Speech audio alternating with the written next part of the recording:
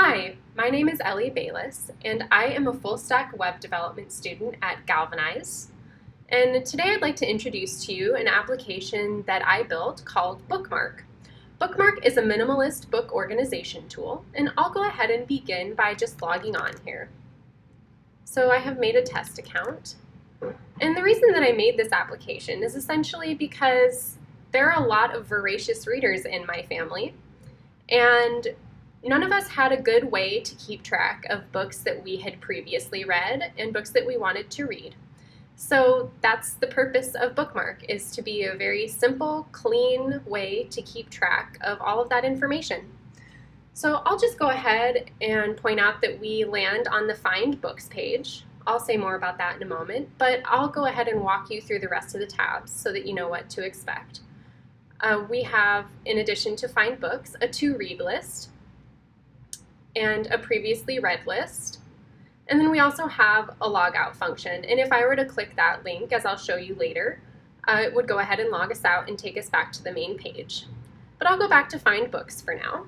And I'll go ahead and type in one of my favorite series, Harry Potter. And you'll see that if I search for Harry Potter, it comes up with a list of 20 books.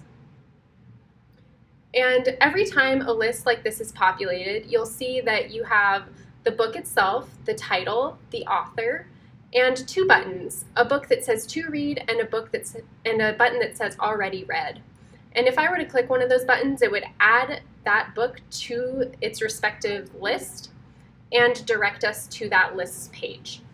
But for now, I'll go ahead and demonstrate not only can we search by title, but we can also search by author. So we can put Shakespeare in here. And as you can see, we come up with, again, a list of titles related to Shakespeare. We can also search by ISBN.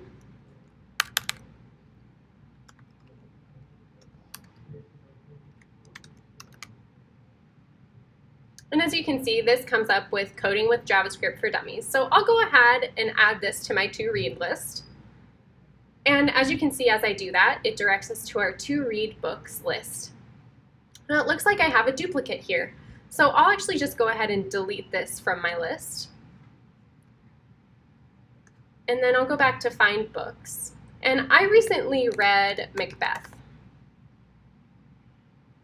So I'll go ahead and add this to my already read list. And as you can see, it directs us to our previously read books. On this page, you can see we have, again, our lists of books that we have previously read. But we also have the ability to rate these books.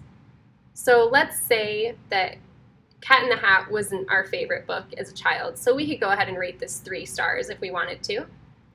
But Eloquent JavaScript was an excellent programming book, so I'll go ahead and add a star to this and make it 5 stars. Let's say that you really hated Macbeth, and so if you want to forget that you ever read a book, you can delete it from your previously read books list.